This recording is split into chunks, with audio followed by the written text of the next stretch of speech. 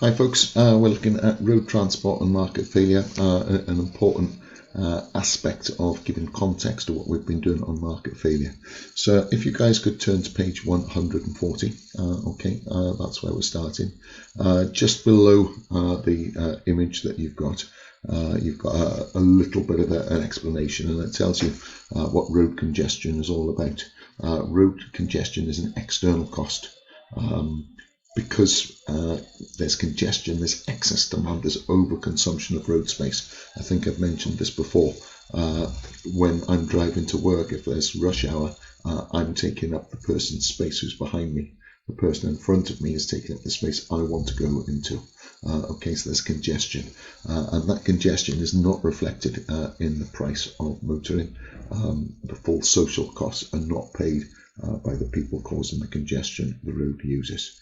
Now, what I want you guys to do is you're going to be having a look at this image here, and you're going to be looking for as many examples of external costs or market failure that you can find. By zooming in, you guys can hopefully find as many as possible. I'm going to get you started. So just in terms of this, let me find another example. So one of the things that students often do is they say things like pollution. Well, for an examiner, it's very difficult to know what that is. There's lots of different types of pollution.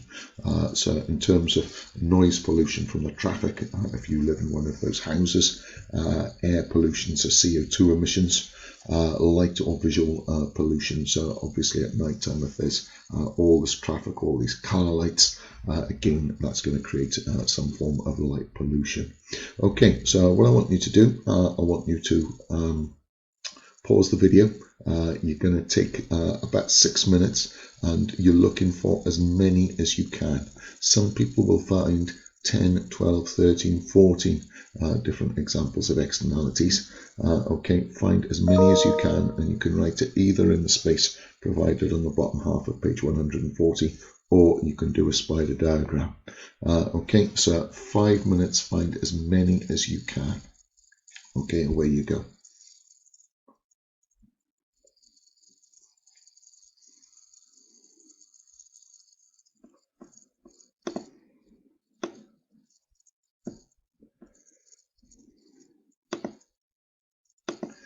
Okay, hopefully you've had enough time. Let's go through some possible answers. So in terms of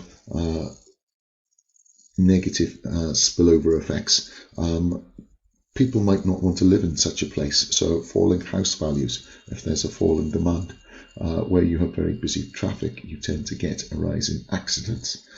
Potentially, people don't want children walking around. People don't want to walk around the streets in such an environment, so they will become less active, leading to people being overweight.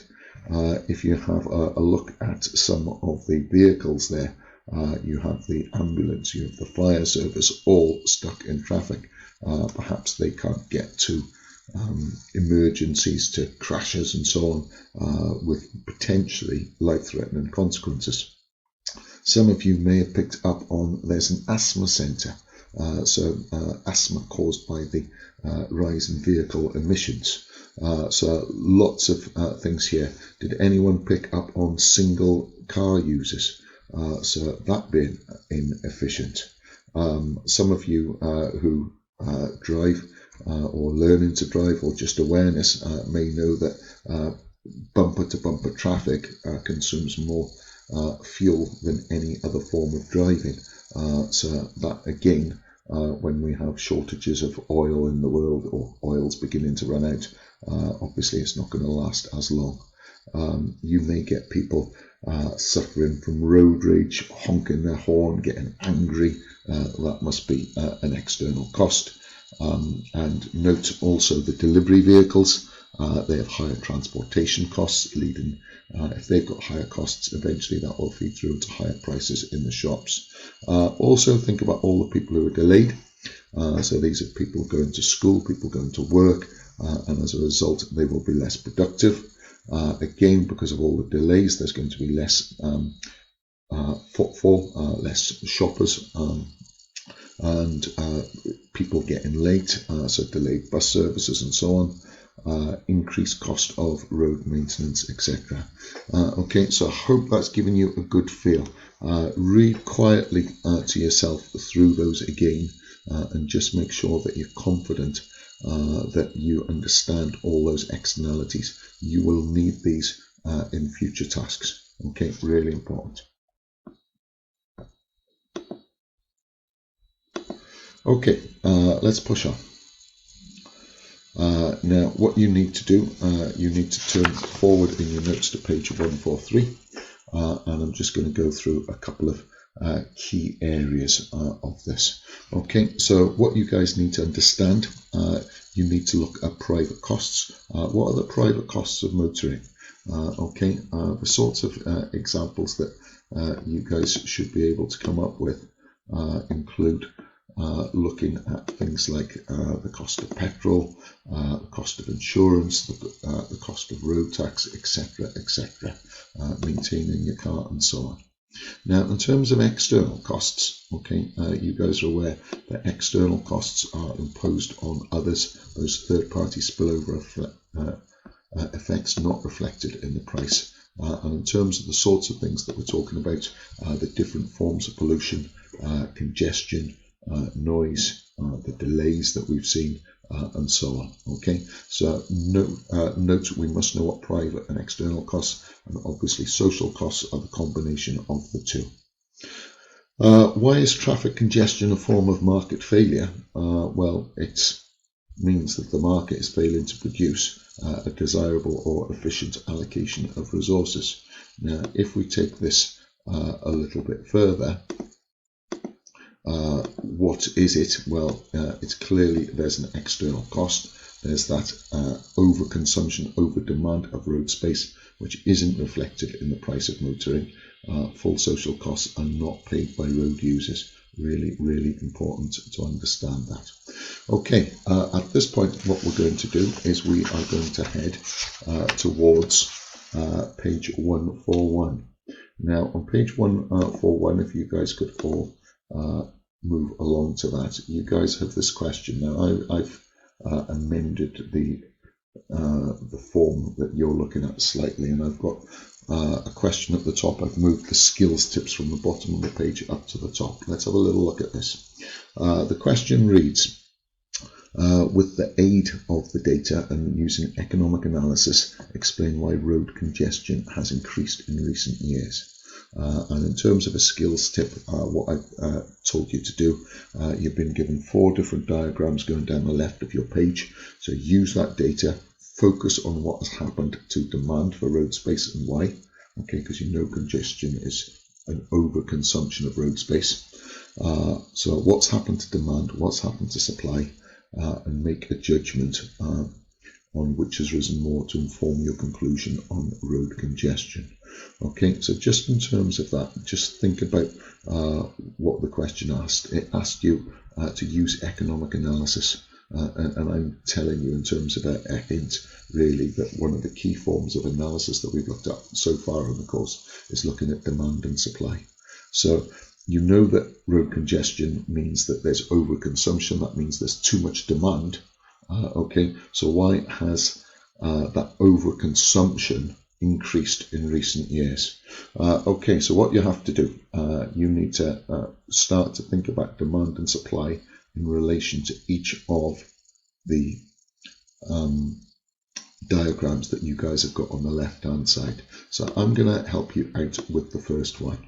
Okay, so I'll just show you what I've got there. So just in terms of the traffic, I want you guys to consider, don't look at the answer, look at the diagram. What happened between 79 and 83? Okay, so on the horizontal axis we've got years, and we've got billions of kilometers travelled by cars and taxis in this country over that period. And you can see that from 1979 to 2003, it rose from 200 billion to 400 billion kilometers travelled. Now, that means that there's more demand for road space. So you can see that I've put in there that rise in demand. Okay, And in terms of what has happened, rather than writing all the data, you can see that I've said the kilometres travelled by cars and taxis has roughly doubled over the time period. Now, I might have included the figures in there, but what's important is that you can see I've noted that it's doubled approximately over the time period. Okay, so try and interpret the data and look for simplifications like that. Okay, I will help you with one more. In terms of miles of motorways, there are more. Okay, so does this affect demand or supply? Well, if more roads are being created, that clearly is an increase in supply. Okay, so I've mentioned that there's an increased supply. What was the level of roads back in 1994? 1,950, and it's gone up to just under 2,200. So it's increased by more than 20%, but approximately 20%. But that's of motorways, not of all roads. Okay, so just bear that in mind. Okay, so 20% increase in supply of roads, or at least motorway, whereas the amount of kilometers traveled has doubled, so that was 100% increase. Okay, what I want you guys to do is I want you to pause the video and I want you to spend about 3 or 4 minutes interpreting what has happened on the last two diagrams. Okay, and to write it in the space provided opposite. So just have a little look at what you've got. It says there's more two-car households as a subheading, and it's telling you what's happened to the amount of households with no cars, and the amount and what's happened to the number of households with two cars. And then on the bottom diagram, you've got an index number, so the cost being 1980, and it's going to tell you what has happened, roughly speaking, to the cost of using a private car compared to using a bus or train. Okay, now I'm not going to ask you guys to come up with a conclusion, but I just want you to have a practice at that. Okay, please make sure that you have a go at this. If you don't have a go at this, how are you going to be able to nail it in an exam? Practice is all important. Okay, so pause the video and come back in around 4 minutes time when you've had a little analysis of those two diagrams. Okay, away you go. Okay, hopefully you've had enough time. Let's see how you did. In terms of more two-car households, well, definitely there's been an increase in demand. There are more two-car families over the time period, and there are less households with no cars as well. Okay, now you will have gone into more detail than I have there.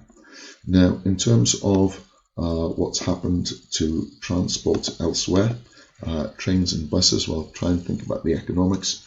Again, edit your notes as needs be. They're substitutes for cars, they're in competitive demand, and they have become approximately 40% more expensive, while cars, if you think of the index number from 100 to around 90, they've become around 10% cheaper.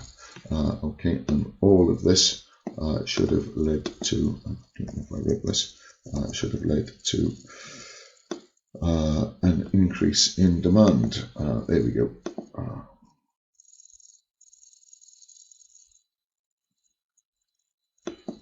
No.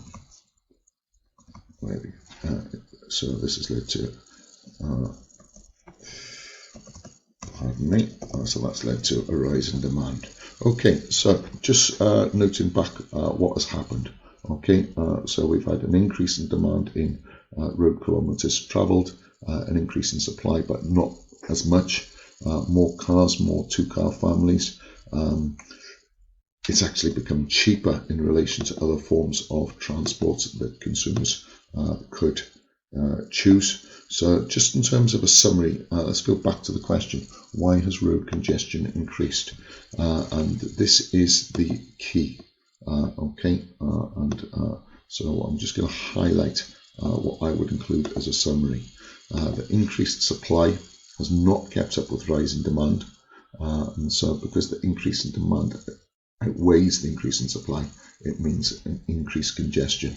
Okay, so